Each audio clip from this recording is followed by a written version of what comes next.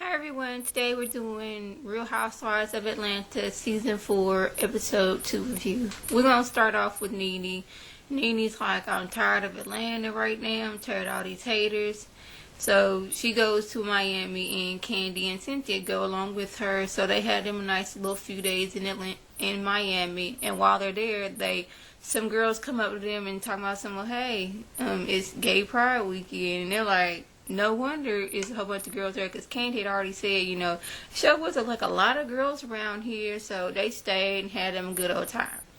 While they was there, Nene, she was like, I don't know if I'm gonna be a single parent right now. I need to be looking for me some houses. So she finds a realtor in Miami, and they show her this $9 million house. Now, I don't know how much money Nene has, but going for a $9,000 house in Miami, I don't think she should be doing that right now, but maybe that's just me. So we're gonna switch over here to Phaedra. Ever since Phaedra, went help with the arrangements of her great aunt's funeral, she's like, I want to get into the funeral business. Like, basically, dead people fascinate me. So she goes to the man who, the funeral director who did her great aunt's funeral, was basically like, hey, I want to have my own funeral home too. Can you give me some tips? And you could tell he's like, why would I give you tips on running a funeral home? That's taking money away from me.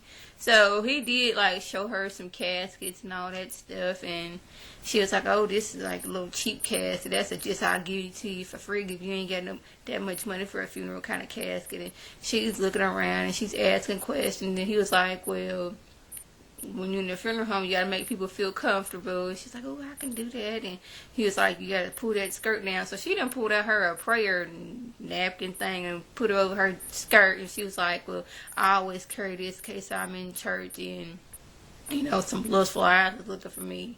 And my first thought was, well, your skirt shouldn't be that short anyway going to church.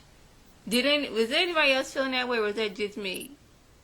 But yeah, she is trying to get that funeral home together. And I was like, Phaedra, no, you did not just ask this man for tips on how to run your own, funeral home. That's taking business from him. That's like Wendy's going over to Burger King and being like, hey, Burger King, I want to have a flame broiled Whopper or a flame broiled hamburger. What is your secret tips to doing this? It's like something you just don't do.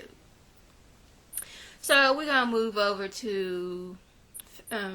let's just go ahead and get Sheree in there. She was taking her son to get him some cleats. I don't know what sports he plays, but get him some cleats. And he's all shy. And she was telling him how she was shy too. And she's mad because she wished his father would, do more stuff like that with him. Like, guy stuff, like playing football or going to games and stuff like that. She's like, I can't teach him to be a man. His dad needs to do that. Which I'm all the way for that. His dad should be there teaching him stuff, showing him how to be a man. Sheree, she wasn't really, had much going on this episode as well as last episode. But, hey, let's move over there to, what's her name? Kim. Kim, she's laid up pregnant, and Croy and her assistant Sweetie are like, let's plan her something nice.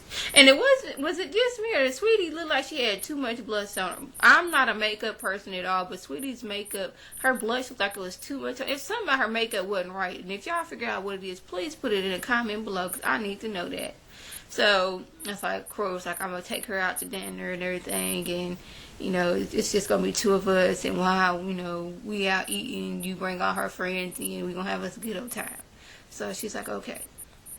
So, they leave, they have dinner, she's showing, he done gave her this bracelet that she's been wanting for the longest time, and she finally got it, and got it pre-ordered or something like that. So, they get home, she comes in the house, had to go to the bathroom, as pregnant women do. So, she comes out, everybody's, oh, happy birthday, Kim, woo. She's all happy, all her friends is there, and Paige's like, come on out, Nene, just making a little joke, and she was like, yeah, Nene ain't got no business doing it in my house, but okay. They're all talking, having a good time, and Phaedra brings up the fact that she's like, are you comfortable, are you sleeping, and she was like, it's very uncomfortable, and Phaedra gets to talking about how she was uncomfortable her last part of her pregnancy because Apollo wouldn't have sex with her because he's too scared to. And I'm like, Phaedra's always talking about sex somewhere. anyways, and Kim looked at Kroy like, well, Kroy doesn't have that problem. And what is it? I was kind of put off because, like, there's children in the room and y'all talking about sex and all this stuff. So I was like, yeah. And is it just me, or is it that when Candy daughter speaks, it's like she's like reading from a script? I don't know if it's just nervousness on her part or what, but she seems like she's reading from a script or something. Okay, we done with Kim. So we're gonna go over to Phaedra. She's like, Apollo, I want to get this nursery. I want to get this funeral home going. It was Apollo, Phaedra, and their son out walking, exercising, and she's like, I want to get this funeral home together. You know, like a little family business. You know, you could do stuff in the there. He's like, I ain't trying to do that. He's like, you could embalm the people. He's like, oh, H no. Then he's like, well, you can consult, comfort the people. He's like, I don't want to do that. And she all mad. He's like, I got a job, and for whatever reason, she doesn't know exactly what she knows what it is, but she don't know what he do. But that was kind of like, really? Okay.